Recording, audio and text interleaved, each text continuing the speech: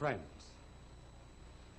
apropos of improving the mind, you probably have often heard the question that newspapermen and journalists often ask people, namely, if you were shipwrecked on an island and could have only one book, which one would you choose? The best answer was given by G.K. Chesterton. Like to have Thomas's Practical Guide to Shipbuilding.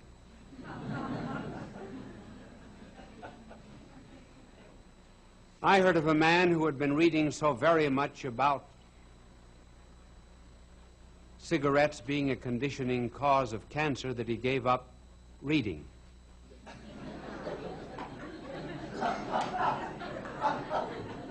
John, that was a second late. And there was a college boy who wrote home to his father and said, Dad, I'm going to save you a little money this year. You will not have to buy any more books for me. I've decided to take over last year's courses.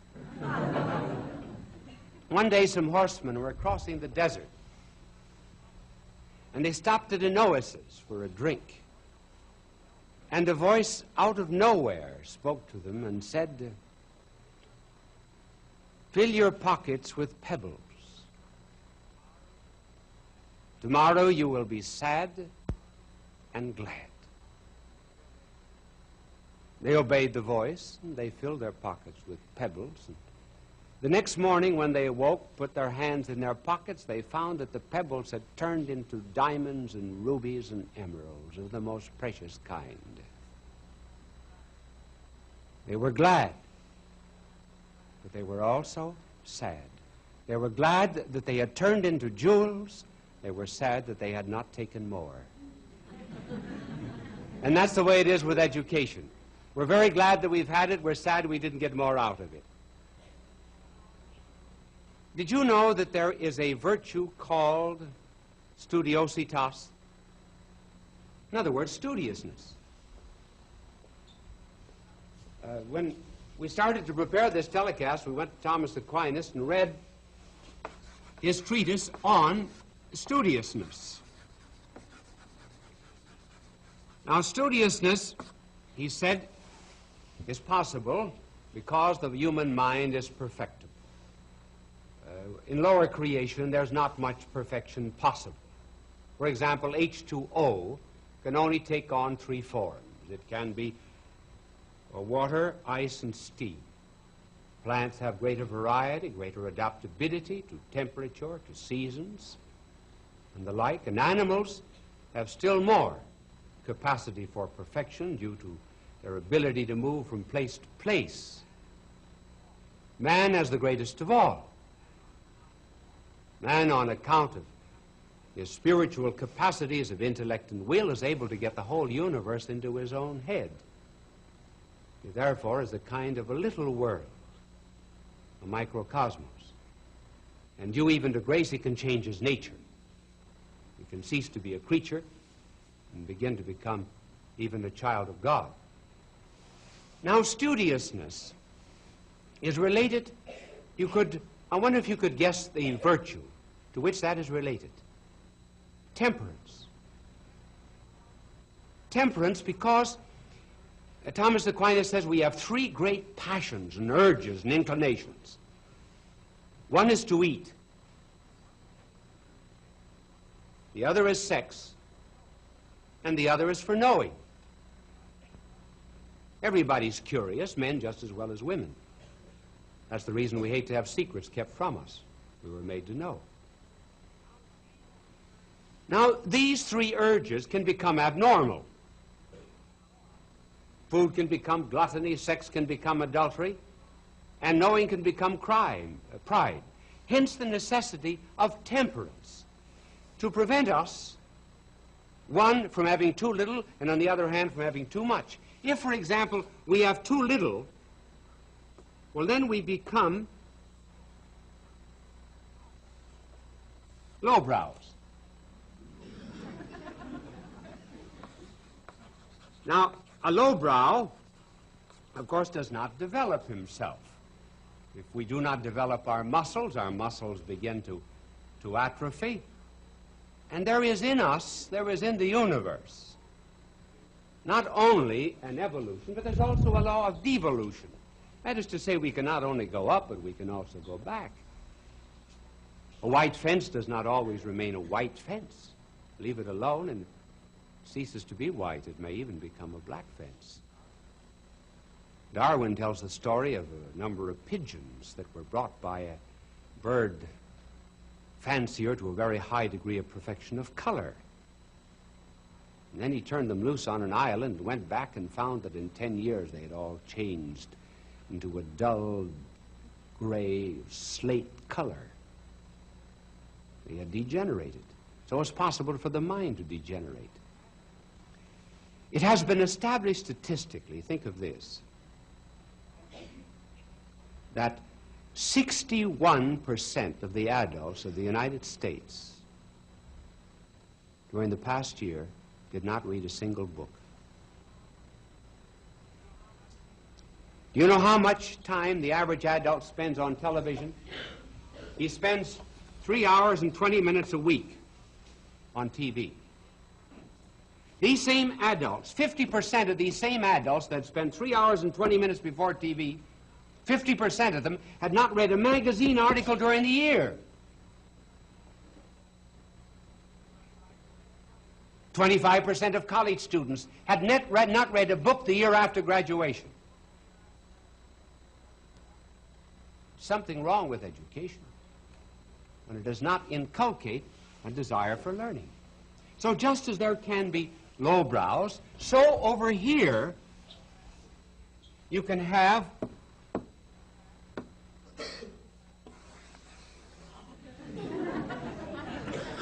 eyebrows.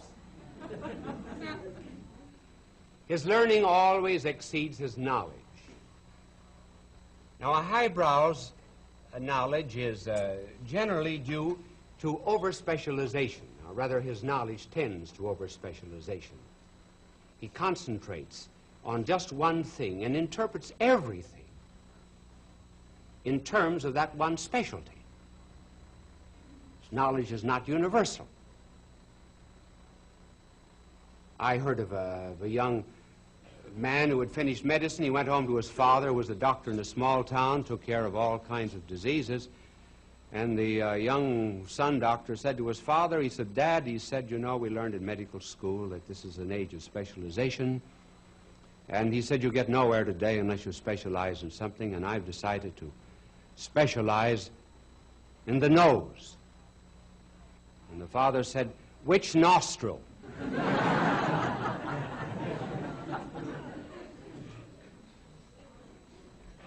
Darwin confessed to the ill effects of specialization. He said, "I've spent my life in one specialty of science," and he said, "I'm very sorry to say now that at the end of my days I've lost all appreciation for poetry and art and good literature, which I enjoyed when I was young and in the university."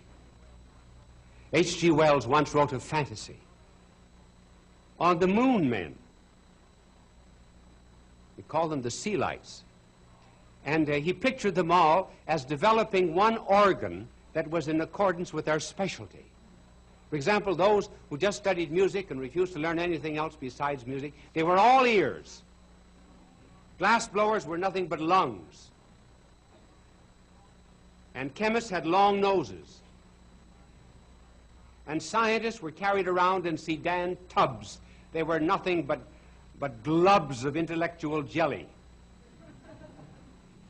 And one of the ill effects of becoming a highbrow, and this is another mark of him, is he has no use for the common people. That's when knowledge begins to spoil. When you've lost touch with the common man. Horace, the Roman poet, was that way. He said, I hate the common crowd, and I avoid them." Now these are the two extremes of studiositas. Now let us suppose Suppose now that we concentrate on how to improve the mind by a proper use of the virtue of temperance. There are 3 suggestions. The first suggestion is, in all reading and in all study, taste.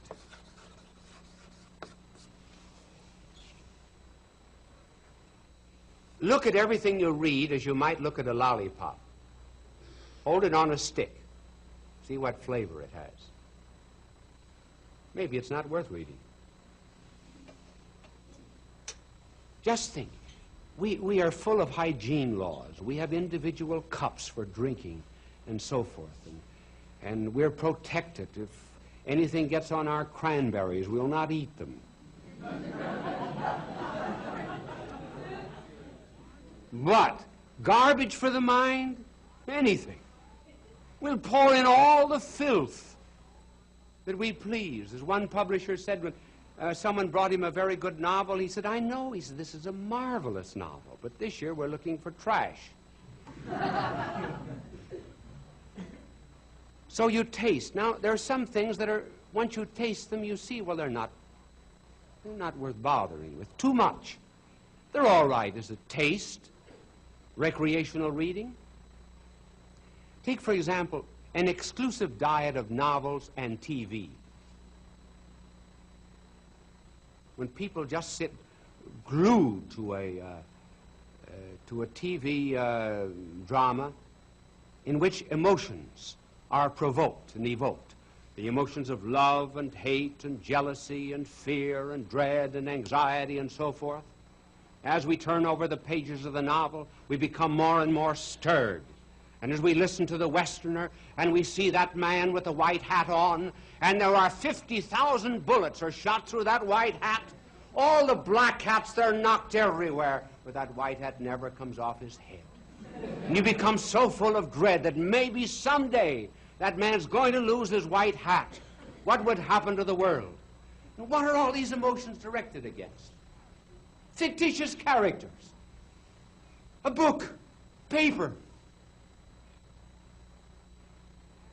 Why can't you see that after a while our emotions are like the spring on a screen door? Pulled and pulled so often that after a while it loses all of its resiliency.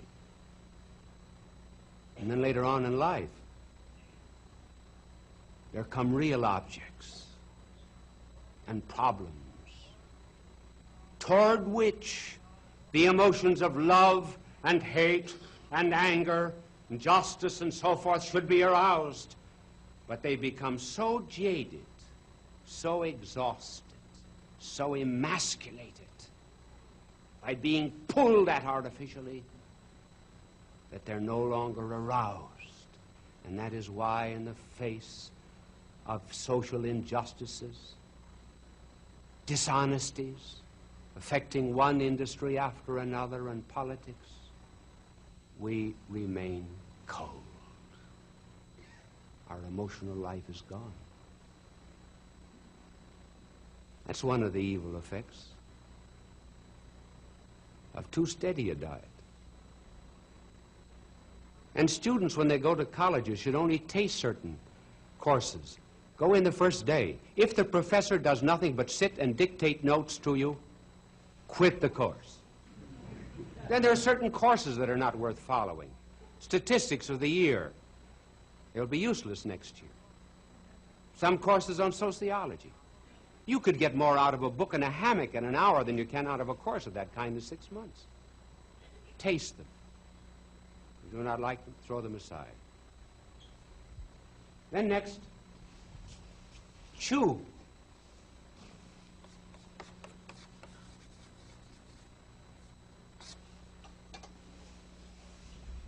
When we get hold of something good, and we masticate it in order to take out of it all the flavor that is there. Now this chewing means that we are not always just looking at the book. We first of all have to put forth considerable effort. There is no such thing as an easy path to knowledge. Do not believe these advertisements learn to speak French in 40 easy hours. Calculus, learned in an afternoon. Learn how to play the piano in 10 easy lessons. Buy an electric organ, sit down, play it at once. Just try it sometime. So we're looking for everything easy. We do not read books. We've got to get hold of a digest. Everything has to be broken up for us. We're not putting forth any effort. The other day when I came into the studio, I found a cover on a book. Fortunately, it was only a cover, but it very well illustrates the flight from effort today in studying. You know what it was called? Brain surgery self-taught.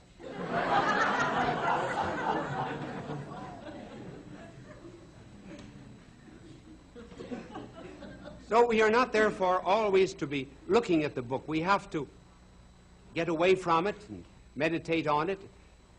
What I do with my books is when I get a book, I read it through fairly quickly. I underline the important passages. That's chewing out the meat. And then I read it over the second and third time. And then I will make in the back an index of my own, so that when I want to refer to those ideas, I have my own index ready. Now, you cannot do that with borrowed books. Anatole France said that the only books he had in his library were those that were borrowed. Then the third way to improve your mind is to digest certain kinds of books. Now, digest does not mean a summary. When there is such a thing as digestion, there is a flow of the food and nutrient value into flesh, into blood, into bones, and into the brain. When, therefore, we digest books, we learn, as it were, from the inside out, not from the outside in, not from the book in this way. We will read the book, then we close it, and we try to rethink what we have read. The longer we keep our eyes on that book, the less we will get it into our head. Try to give an example of something. You never understand anything until you can give an example. Think of the people who write speeches. Then when they've written a speech, what will they do? They will sit down and learn that speech by heart. Just think, they'll make a living mind, made to the image and likeness of God, subservient to a piece of paper. Why, what's written on that paper can be made better by thinking it over and over again.